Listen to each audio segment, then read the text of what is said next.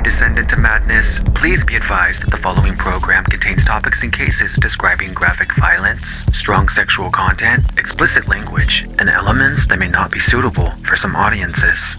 Listener discretion is advised. Welcome to a world where darkness and mystery converge. Navigate the depths of horror and true crime and join a society beyond the ordinary, where buzzworthy topics, paranormal tales, and listener-submitted experiences blend into a realm of the unknown. You have crossed into a place where the unusual and the terrifying are just the beginning. My name is Ralph Anthony, and welcome to the Scream Society podcast.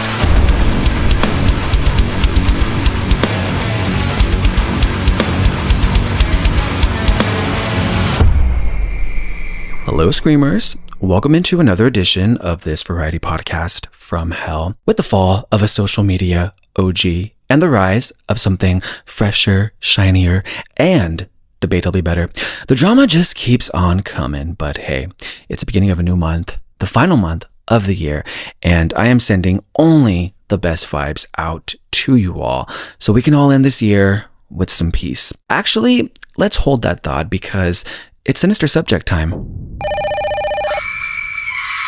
Okay, I feel like I haven't talked about the Scream drama for some time, and I've been following this story for about 2 years now, from Neve Campbell and her pay dispute with Spyglass and Paramount, to the firing of Melissa Barrera and the dropping out of Jenna Ortega, to Scream 7 and Neve Campbell being boycotted. Now, I've had my thoughts. I've supported Melissa's viewpoints, but I also wasn't set on this witch hunt to harass Neve Campbell and the fans who are actually excited that she's coming back to the franchise, because I am excited that she is coming back to the franchise. And I believe boycotting a movie that has no actual connection to what's really going on is a waste of energy.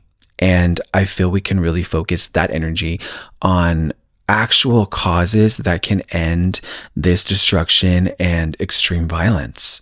But going back a bit, if you recall, Melissa Barrera was dropped, fired, whatever you want to call it, from the series after sharing posts on social media about Israel and Palestine. Her comments criticized the Israeli government and called attention to the suffering in Gaza. And after that, everything changed overnight. Spyglass, the studio behind Scream, released a statement saying they had a zero tolerance policy for anti-Semitism and hate speech, which they claimed her said posts fell under. Now, Melissa then defended herself, saying her comments were about human rights and that she condemned all forms of hate, including anti-Semitism and Islamophobia. But despite that, she was out and her character's story was cut off. Now, a year has passed, and Melissa has opened up recently about just how devastating it was to be fired from the Scream franchise.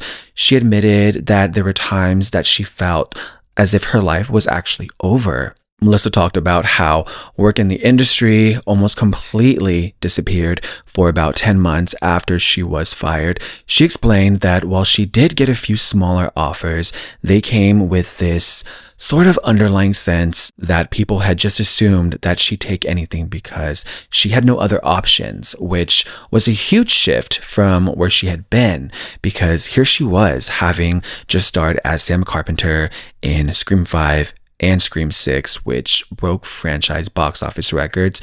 She was supposed to return for Scream 7, but then everything fell apart overnight.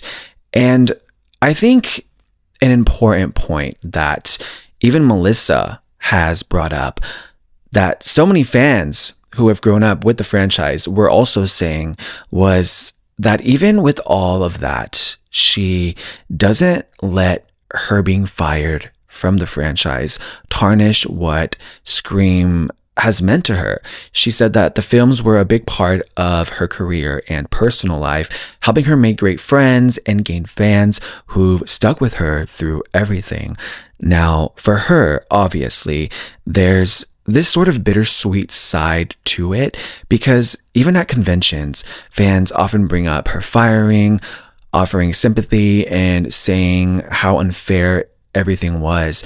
And while she is grateful for their support, it's this constant reminder of this tough time in her life. And since the Scream franchise isn't going anywhere anytime soon, she's admitted that those reminders will always be there, which makes this whole situation that much more complicated for her. And as for those in support of Scream 7, she says this: there are always going to be people that love you and people that hate you, and people that are open to a story continuing, and people that think that continuing it is ruining it. If they want to go watch the next one, cool. If they don't, also cool. And you just got to act according to how you preach. And that depends on what you value, what your morals are, and whether you can separate that from art or not. There are people who can't listen to R. Kelly anymore, or Michael Jackson, or can't watch Woody Allen films anymore. And then there are people who don't care. And this, in my opinion, is a pretty fair answer. And I think a lot of the people who took supporting her to the extreme and resorted to harassment and this sort of online bullying, hopefully now could stand down just a little bit. I don't know. I am happy for Melissa and I respect her. I've always respected her decisions and her voice for being someone standing for what she believes in.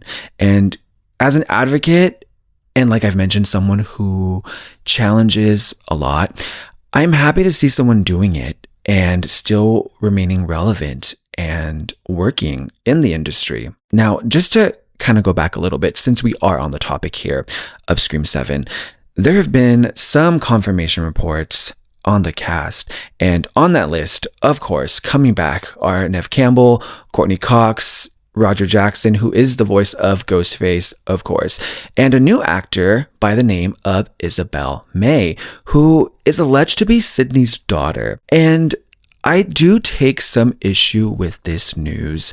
How old is Isabel? 24, meaning they're probably going to have her play this high school student. And if you recall back to 2022 Scream, of the scene of Sydney jogging with a stroller, which would make her child an infant then, and it was only 2 years ago. So is Scream 7 gonna have this time jump? Which is fine, but we're talking a 15 to 16 year time jump, which is a long time to jump through. So I don't know. I'm thinking we're either going to get Neve and Courtney super aged to where they're elderly women. And I think that's also not the best idea, because I feel that could also close the door on any chance of Sam and Tara having their story finish. Like, I really wanted to have them introduce their mother, since that character was such a mystery in the last two films.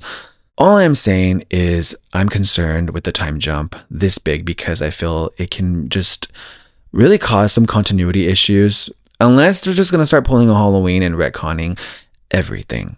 I'm thinking too much about it. Let's move on. I better watch out here.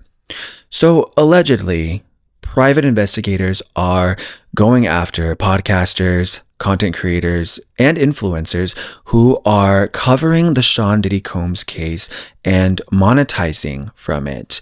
I caught wind of this story, and apparently, as of right now, the only two who have come forward are right-wing TikToker Samson Krupin, or is it Kraupin? I'm not really that good with names if you haven't already caught on. And Amala Yukinobi.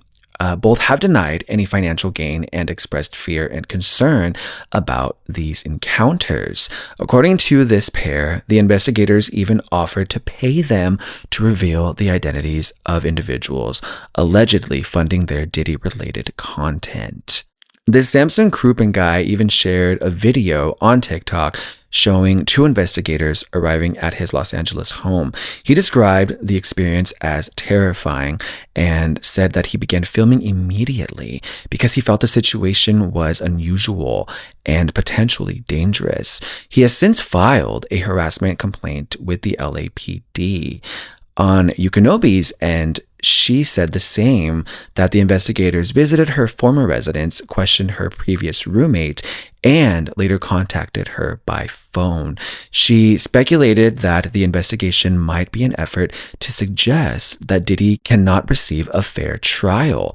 She clarified, however, that neither she nor Krupin is being paid to discuss the story, calling the situation insane. And it is insane. I've been hearing a ton of other TikTokers from all sides of the spectrum receiving cease and desist letters from celebrities who are being mentioned to have a connection to the Sean Diddy Combs allegations and these crazy, disgusting parties. I know Beyonce and Jay-Z are some of the celebrities who are sending out these cease and desist letters. Allegedly. Now, I may be overthinking, maybe a coincidence, but I do want to point out that for my last podcast, I did an episode on Cat Williams mentioning Sean Combs was going to be exposed soon and went into all this detail about the dirty things that Cat was sharing about Diddy that he's been doing for all of these years. And this was the only episode, and I kid you not, this was the only episode that was taken down with no explanation, no notice of violation, nothing. I had to re-upload it multiple times, and it wasn't until I had changed the title of the episode to something else that it stayed up. Could it have been just a weird coincidence? Maybe. I don't know. But just to give an update on this actual case that has so many webs leading to so many different cases, so many different people, all disturbing, by the way. So Diddy has pleaded not guilty to all of his charges, alleging he led a racketeering conspiracy involving sex trafficking, forced labor, kidnapping, and other serious crimes. He was seeking release on a $50 million bail package that would place him under house arrest. Well, he has been denied for the third time with that. Prosecutors have accused Combs of attempting to manipulate the judicial process, including using people to contact witnesses and orchestrating social media campaigns designed to influence public opinion and the jury pool. Truly sick. So there was this conspiracy theory I came across about Brittany Murphy's death, somehow connecting to Diddy. And this is all a theory. I am not saying this portion of this segment is actual fact, but is a theory. And I wouldn't be surprised if it were in fact true. Okay, so the theory connects several elements, including the involvement of Ed Winter, who was the deputy coroner who handled autopsies for both Brittany Murphy and Kim Porter, who was Diddy's former partner. So back in the early 2000s, Brittany Murphy dated Ashton Kutcher, who has been alleged to be involved in the Diddy stuff. Well, Ashton was friends with Diddy and would obviously attend these parties that Brittany would attend with him. Jump a few years, on December 20th of 2009, Brittany Murphy tragically passed away at just age 32. The official autopsy report stated her death was accidental and caused by pneumonia, iron deficiency, anemia, and multiple drug intoxication from prescription and over-the-counter medications. However, her father, Angelo Bertolotti, has long voiced suspicions, specifically Brittany being poisoned. He pointed to tests that reportedly found high levels of heavy metals in Brittany's system, though this has never been officially confirmed. Now, as for Kim Porter, Diddy's ex, she died on November 15th of 2018. And as I mentioned, she was Diddy's longtime partner and the mother of his children. She was found dead in her home at age 47. And the coroner had ruled that Porter died of lobar pneumonia, which is considered a natural death. Now, the conspiracy theory I was mentioning, suggests that Diddy may have had a role in Brittany Murphy's death to silence her from exposing alleged Hollywood misconduct. The connection between Murphy and Porter's cases lies with Ed Winter, like I said, the deputy coroner who conducted the autopsies for both women, and he also did other high-profile celebrities. Now, conspiracists point out that Ed Winter passed away before completing a second autopsy on Kim Porter, which some see this as suspicious. Now, Brittany Murphy's family, particularly her father, has been vocal about wanting a proper investigation into her death, especially given the lingering questions about her toxicology reports. Kim Porter's children, on the other hand, have publicly denied rumors about their mother, including claims that she was writing a tell-all memoir before her death. They've called these claims false and hurtful, emphasizing that all of this adds unnecessary pain to their family's loss. Another theory points out that the focus on the bottles of baby oil was just sexual. However, if ingesting baby oil, one effect is developing a pneumonia. I know, sounds really insane, it might even sound far-fetched, but I think I've seen and heard a lot to not be surprised by really anything anymore. And again, I am not saying any of this is true. But I mean, come on, you have all of these celebrities moving to different countries, including Ellen DeGeneres, Ashton Kutcher, and Mila Kunis, who are moving to Europe. I don't know, Also, side note, I am not being paid to talk about any of this. Anyone else find the case about the father who faked his death absolutely infuriating? Ryan Borgward, a father of 3 from Wisconsin, decided to go on a solo kayaking trip. On the evening of August 11, 2024, he texted his wife saying he was heading back to shore. By the next morning, his kayak was found overturned. So naturally, everyone assumed the worst, that Ryan had drowned. So this massive 54-day search began, leaving his family, including his wife and 3 children, completely heartbroken. But here's the kicker. Are you ready for it? Ryan wasn't missing or dead at all. He had faked his own death. Can you just imagine the heartbreak and stress that his wife, family, and kids all went through?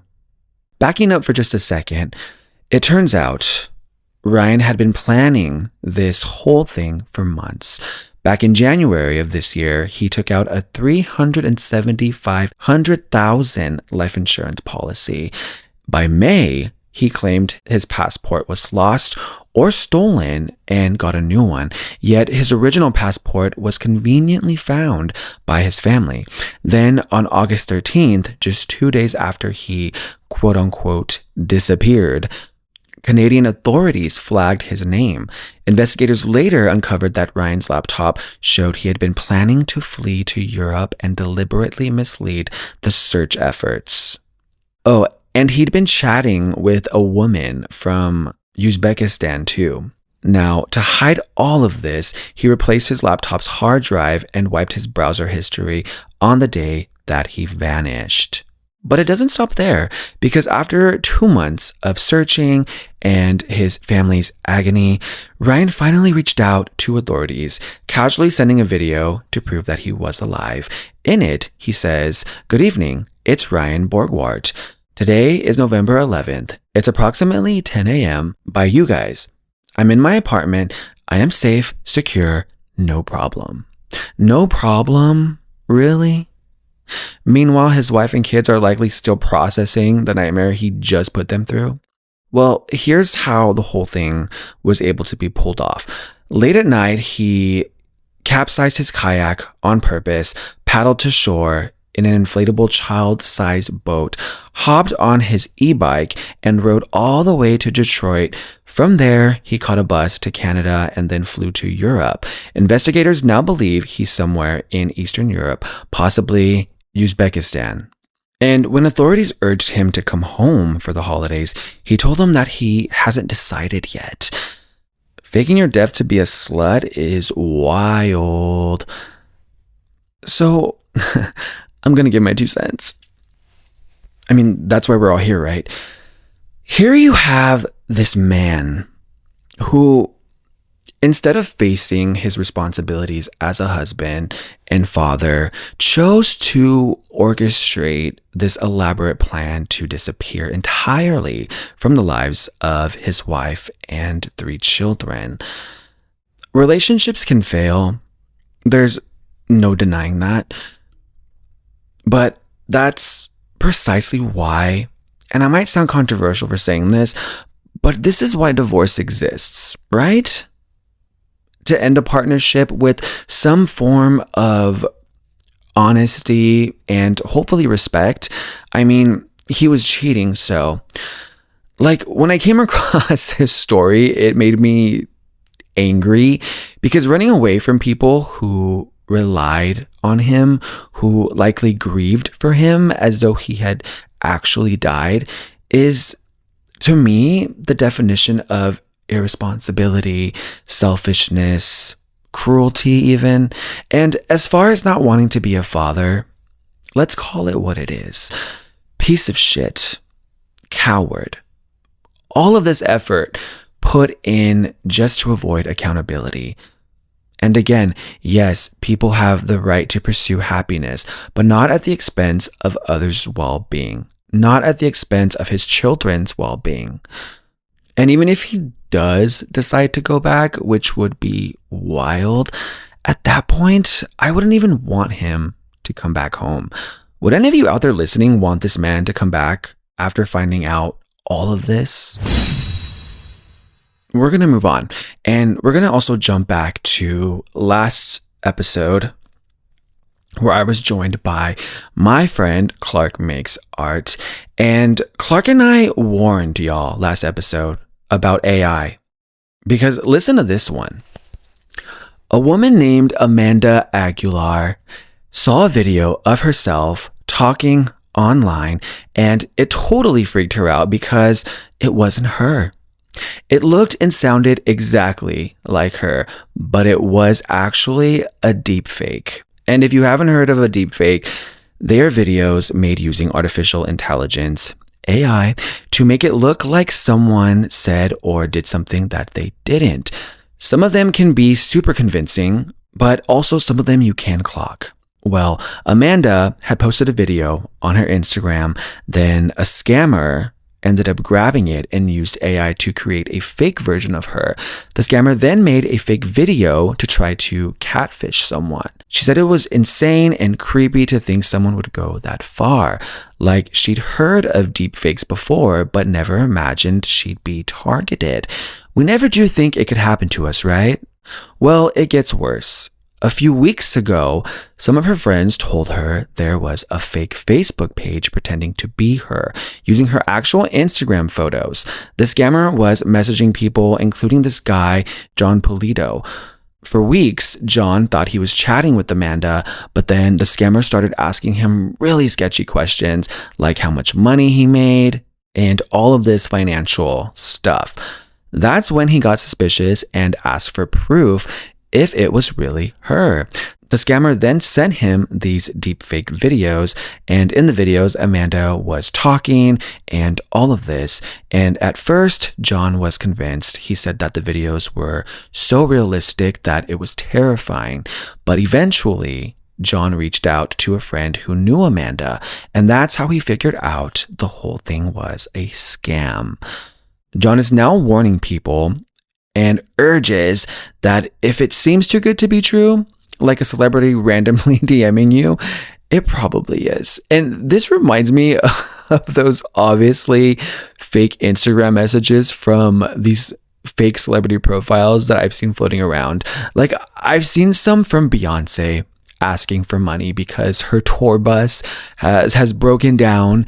There's also another one of Michael Jackson where he claims he's not dead and needs $500 to survive in secret. But oh my god, this is wild. But I think deepfake videos where you actually see these people moving and talking is actually more frightening than just getting a DM. So Amanda's totally rattled by this, obviously. She said it's scary knowing that someone could use her image and voice to say or do things that she never actually did.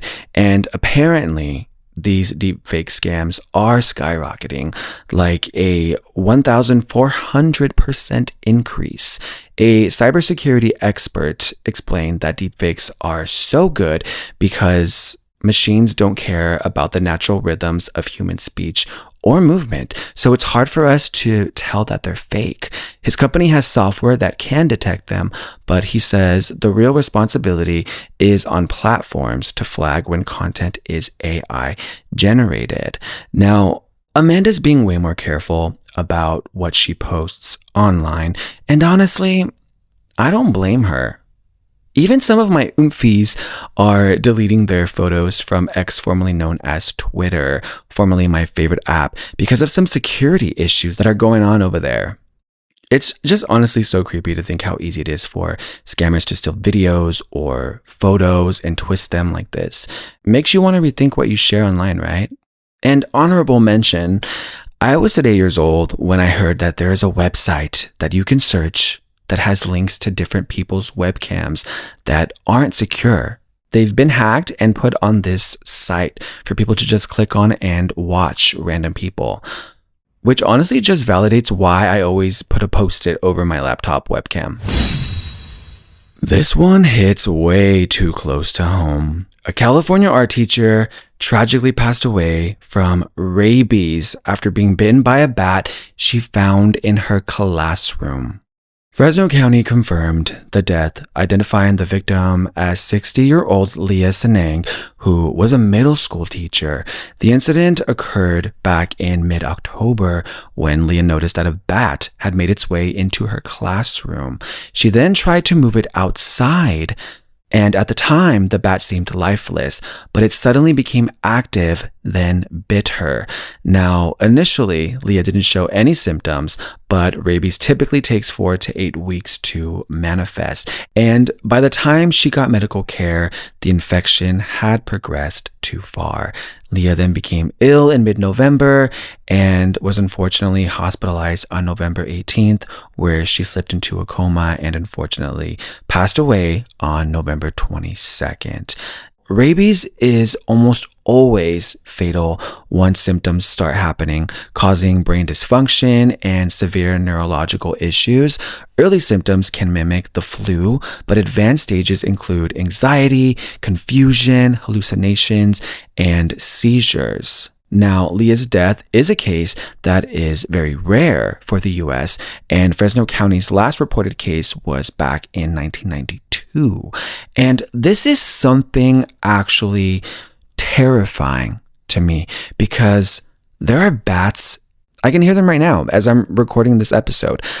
I used to think that they were birds that were out chirping late at night. No, they're bats. You can see them flying around from tree to tree at night too. Thank God I'm moving. And I'm sure they don't just attack on sight, but only if they feel threatened. However, still scary. It seems like it would always be really hard to lose someone in such an unfortunate and especially a really rare way. Yeah, that was a pretty lengthy Sinister Subjects segment this episode. Let's go ahead and get into Terrifying But True, shall we? When the unthinkable becomes reality, we find ourselves questioning everything, as some stories are too terrifying but true. We're going back over 200 years for this one. The Hammersmith ghost murder case began in November of 1803. People in Hammersmith, England, started freaking out because they kept seeing what they swore was a ghost. Some even claimed it had attacked them. Now, the rumor going around was that it was the ghost of a guy who had died by suicide the year before and was buried in the churchyard. At the time, people believed that suicides weren't supposed to be buried in consecrated ground because it would keep their souls from resting. So this ghost was described as super tall and dressed in white, but some said it also wore this weird outfit made of calf skin with horns and these creepy glass-like eyes. So naturally, stories about the ghost spread like wildfire, and on one account, 2 women, one elderly and one pregnant, were supposedly grabbed by the ghost near the churchyard. Both were so terrified they ended up dying from the shock a few days later. Another guy, Thomas Groom, said that he was walking through the churchyard one night when something jumped out from behind a tombstone and grabbed him by the throat. He managed to shove it off, but he said it felt like he was hitting someone wearing a thick coat. Now, by December 29th, things were getting out of hand here. A night watchman named William Girdler spotted the ghost near Beaver Lane and tried to chase it down, but it threw off what looked like a shroud and disappeared. People were so scared by then that they started organizing armed patrols to try and catch this ghost. Now, cut to January 3rd, 1804. Things went horribly wrong when Girdler was doing his rounds late at night when he ran into this guy by the name of Francis Smith, a young officer armed with a shotgun.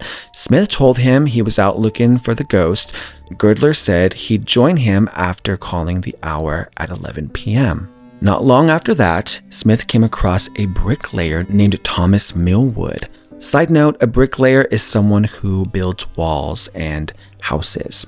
So Thomas, as this bricklayer, happened to be wearing his work clothes, white trousers, a white flannel waistcoat, and a white apron. Mistaking him for the ghost, Francis Smith questioned Thomas, and then he shot him without waiting for an answer.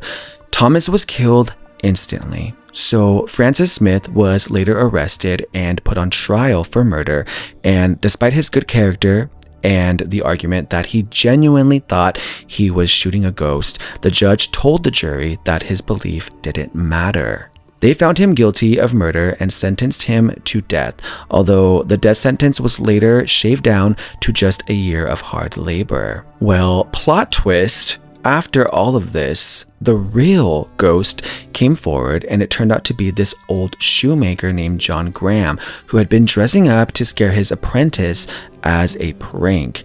And unfortunately, no records ever showed if he was punished for causing all of this chaos. And I've searched online everywhere and found nothing on John Graham. But I think my biggest question here is, how has this not been made into a horror film? I know, I'm sorry, my intrusive thoughts. But just to close this case out, the Hammersmith ghost case is mostly recognized for its role that it played in another case that happened over 100 years later, and how these two cases dealt with the subject on mistaken beliefs and how this can impact criminal liability, especially when those beliefs lead to harm or death. Because for years, courts debated whether acting on a mistaken belief could be a valid defense in a criminal case, and a decision was finally made in 1984 after the R versus Williams Gladstone case took place. Now, this case was where a man by the name of Gladstone Williams saw a man violently dragging another man down the street while the younger guy was yelling for help. Thinking he was witnessing an assault, Williams stepped in and injured the man he thought was the attacker. But here's the twist. The attacker was actually trying to catch a suspected thief, so Williams ended up convicted of assault, but he appealed. At the appeal, Lord Chief Justice Lane acknowledged how complicated this issue had been for ages. He clarified in self-defense cases, if a defendant genuinely believed, mistakenly or not, that they needed to use force to protect themselves or stop a crime, the jury should consider that belief. The key was whether the defendant genuinely believed they were acting appropriately, even if they got it wrong. And in the end, Williams won his appeal and his conviction was overturned. And I agree with acknowledging human error. Should it go unpunished? Absolutely not. But our decisions should always have consequences. But I think acknowledging mistaken belief offers more nuanced consideration of how these genuine mistakes impact intent and capability. And as far as the ghost case, maybe we could learn to not take shit so far. Let's move on.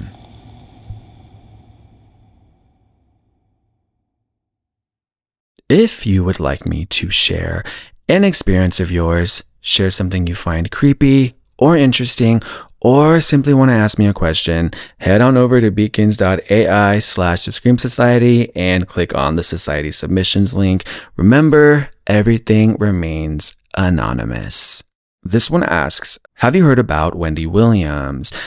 I was going to actually include that in this episode, Sinister Subjects, but I got this question and just decided to mention it this way. If you're referring to the news of her being incapacitated by her frontotemporal dementia, yes, say what you will about her style of reporting hot topics. I mean, I didn't agree with everything she would say. However, I've been a fan since the Wendy Williams experience on VH1. Then her talk show obviously has had an influence on me and how I view pop culture.